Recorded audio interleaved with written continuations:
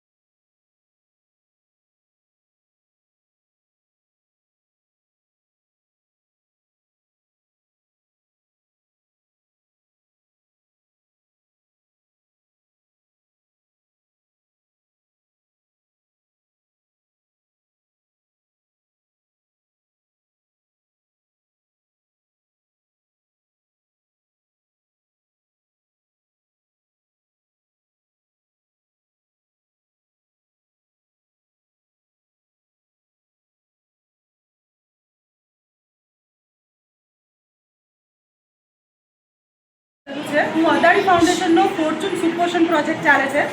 અત્યારે કડી તાલુકાના 35 ગામડામાં આ પ્રોજેક્ટ ચાલે છે છેલ્લા 2-2.5 વર્ષથી. અને અમારો કાર્યક્રમ છે એની અંદર પ્રોજેક્ટની અંદર સુપોષણ પ્રોજેક્ટ છે, એટલે કે જે ખોરાક છે એના દ્વારા કેવી રીતે કુપોષિત બાળક છે એને સ્વચ્છતા મળી શકે એના પરનો આખો પ્રોજેક્ટ છે. એના માટે અમે આંગણવાડી અને હેલ્થ ડિપાર્ટમેન્ટ એટલે આરોગ્ય વિભાગ સાથે મળીને કામ કરીએ છીએ. જે અમારા બહેનો હોય છે, જે માતા વર્કર હોય છે, અમારા બહેનો હોય છે જેને સંગીની કહે છે, એ લોકો ગામમાં રહી અને તમારા પ્રોજેક્ટની અંદર અમારા પ્રોજેક્ટની અંદર એ લોકોને મદદ કરતા હોય છે. તો આજે જે વાનગી હરીફાઈ થઈ છે એના વિશે મારે 2 મિનિટ કહેવું હતું કે અત્યારે જે વાનગી હરીફાઈ છે એના મૂળ તમે જેટલા પણ બનાવી લાવ્યા છો એમાં એક છે મિલેટ અને બીજું છે THR. THR તમને ખ્યાલ હશે, આંગણવાડીમાંથી જે લોટ આપે છે બાળકો માટે, એમાં બહુ બધા જે પ્રોટીન વિટામિનથી લઈને બધી જ આરોગ્યપ્રદ વસ્તુઓ મળી શકે એવો લોટ તૈયાર થયો. આપણે સાદો બાળકોને જે ઘરમાં ખોરાક ખવડાવતા છે એમાં ઘઉંનો લોટ હોય, બાજરીનો હોય, ચણાનો હોય, જે આપણા મૂળભૂત ખોરાક છે ખવડાવીએ છીએ. પણ THR એવું છે કે જેની અંદર એવા પોષક તત્વો છે જે આંગણવાડીમાં આવતું બાળકને ખાસ કરીને 5 વર્ષથી નીચેનું બાળક છે એના શરીરને લાભ થાય અને એ બાળક કુપોષિત ના બને. અને એ જ વાનગીઓ જે તમને અત્યારે દેખાય છે એ વાનગીઓ એવી રીતે બનાવેલી છે કે આ વાનગીમાં THRનો ઉપયોગ કરીને એ વાનગી રોજિંદા ઉપયોગમાં તમે લઈને તમારા બાળકને તમે આરોગ્યપ્રદ ખાવાનું આપી શકો. બીજી વસ્તુ છે કે તમે બનાવી લાવ્યો છો એટલે તમને વધારે ખ્યાલ આવશે કે આના પરથી કઈ કઈ વાનગીઓ બનાવી શકાય. THRમાંથી તમને આંગણવાડીમાંથી તો તમારા બાળકોને રેગ્યુલર એ લોકો નિયમિત વિવિધ વાનગીઓ બનાવીને ખવડાવતા હોય છે, પણ તમે જ્યારે લઈને આવ્યા છો તો તમને પણ વધારે ખ્યાલ આવશે કે એમાંથી શું વસ્તુઓ બનાવી શકાય. બીજી વસ્તુ છે મિલેટ. મિલેટ એટલે કે આખું અનાજ. આખું અનાજ આપણા પહેલા વર્ષોથી આપણે ત્યાં આખા અનાજનો ઉપયોગ થતો આવે છે. આપણે આપણા વિધિ વિધાનમાં જોઈએ તો લાપસી છે, સારા સુગંધ થાય કે સારું કામ હોય તો પહેલાં લાપસી મુકાય, શીરો બનાવાય.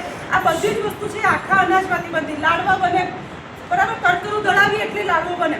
તો આ બધી જેટલી વસ્તુ છે એમાં આપણા પૂર્વજો છે પહેલેથી આખા અનાજને ખાવાનો પ્રોત્સાહન આપે છે. એમાં તમે જોશો કે કોઈ જાતના મરી મસાલા કે કોઈ જાતની મદદ સૂકા મેવા નથી. આપણા લાડુ જે બનતા હોય એની અંદર કાં તો ઘી, ગોળ અને જાડું અનાજ આનો ઉપયોગ થાય છે.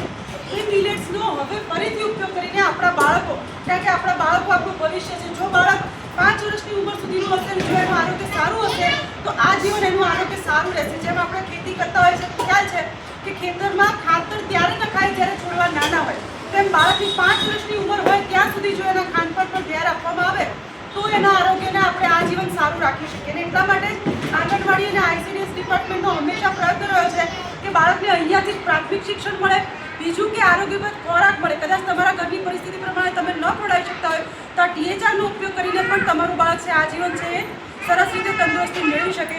તો આ જે વાનગી જે બહેનોએ અહીંયા ભાગ લીધો છે, જે બહેનો અહીંયા સરસ મજાની વાનગીઓ ટીચરમાંથી કૃતિને લઈ આવ્યા છે એ લોકો બધાને ખૂબ ખૂબ ધન્યવાદ આપીશ અમે.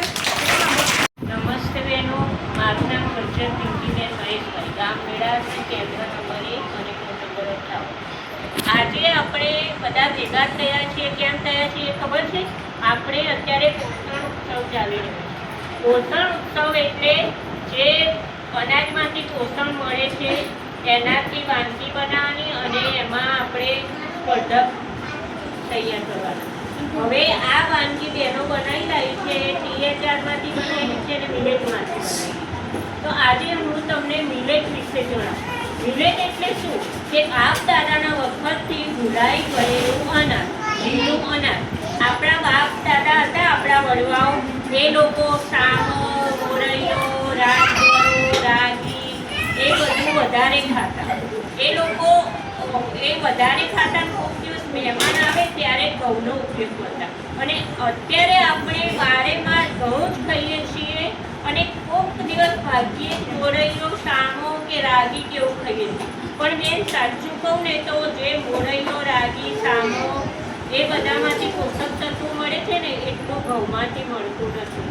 એટલે મારે તમને એટલું જ કહેવું છે કે અઠવાડિયામાં 1 કે 2 વાર તમે રાગીનું, મોરૈયાનું, સામાનું એનું કંઈક પણ વસ્તુ બનાવીને ખાઓ. અત્યારે બહેનો બનાવી લાવી છે વાનગી, મોરૈયો, સામો, રાગી એમાંથી બનાવી લાવી છે.